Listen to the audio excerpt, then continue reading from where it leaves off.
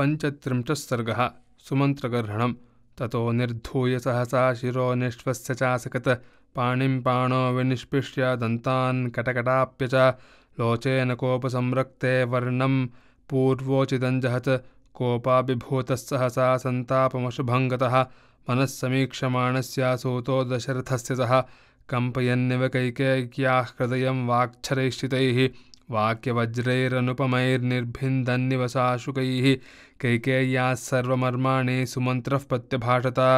यस्यास्तव परित्यक्तो राजा दशरथः स्वयं भर्ता सर्वस्य जगतः स्थावरस्य चरस्य च न ह्यकार्यतमं किञ्चित् तव देवीह विद्यते पातिघ्नीं त्वामहं मन्ये कुलघ्नीमपि चान्ततः यन्महेन्द्रमिवाजय्यं दुष्प्रकम्प्यमिवाचलं महोदधिमिवाक्षोभ्यं सन्तापयसि कर्मभिः मावमंस्था दशरथं भर्तारं मरदं पतिं भर्तुरिच्छा हि नारीणां पुत्रकोट्या विशिष्यते यथा वयो हि राज्यानि प्राप्नुवन्ति नृपक्षये इक्ष्वाकुकुलनाथेऽस्मिन् तल्लोपयितुमिच्छसि राजा भवतु ते पुत्रो भरतः शास्तु मेदिनीं वयं तत्र गमिष्यामो यत्र रामो गमिष्यति न हि ते विषये कश्चित् ब्राह्मणो वस्तुमर्हति तादृशं त्वममर्यादमद्य कर्म चिकीर्षसि आश्चर्यमिव पश्यामि यस्यास्ते वृत्तमीदृशम् आचरन्त्या न विधृता सत्यो भवति मेदिनी महाब्रह्मर्षिसृष्टा हि ज्वलन्तो भीमदर्शनाः धिग्वाग्दण्डान् हिंसन्ति रामप्रव्राजने स्थिताम् आम्रं छित्त्वा कुठारेण निम्बं परिचरेत्तु यः यश्चैनं पयसा सिञ्चेन्नैवास्य मधुरो भवेत् अभिजातं हिते मन्ये यथा मातुस्तथैव च न हि निम्बात्स्रवेक्षौद्रं लोके निगदितं वचः तव मातुरसत्ग्राहं विद्मस्पूर्व यथा श्रुतं पितुस्ते वरदः कश्चित् ददौ वरमनुत्तमं सर्वभूतऋतं तस्मात् सञ्जज्ञे वसुधाधिपः तेन तिर्यक्कतानां च भूतानां विदितं वचः ततो जृम्भस्य शयने विरुताद्भूरिवर्चसः पितुस्ते विदितो भावः स तत्र बहुधा सहत तत्र ते जननी क्रुद्धा मृत्युपाशमभीप्सति हासन्ते नृपते सौम्या जिज्ञासामीति चाब्रवीत् नृपश्चोवाच तां देवीं देवि शंसामि ते यदि ततो मे मरणं सद्यो भविष्यति न संशयः माता ते पितरं देवी ततः कैकेयमब्रवीत् शंसमे जीववामा वा न मापहसिष्यसि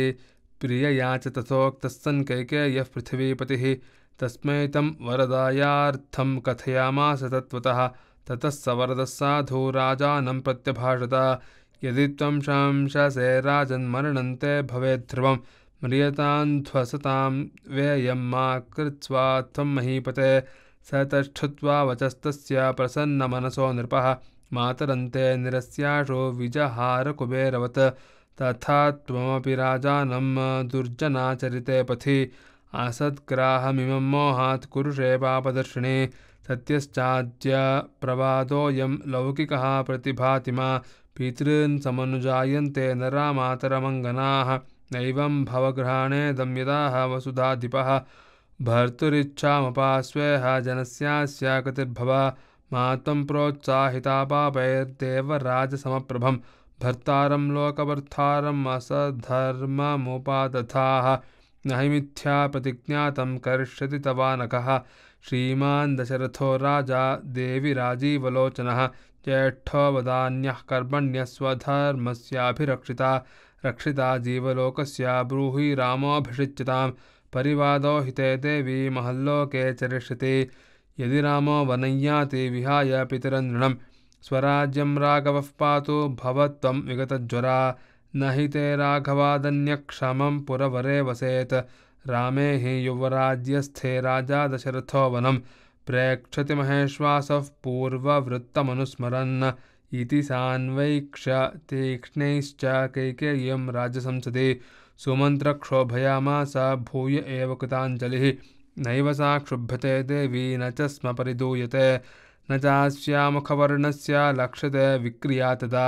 इत्यार्षे श्रीमद् रामायणे वाल्मीकिये आदिकाव्ये चतुर्विंशतिसहस्रिकायां संहितायाम्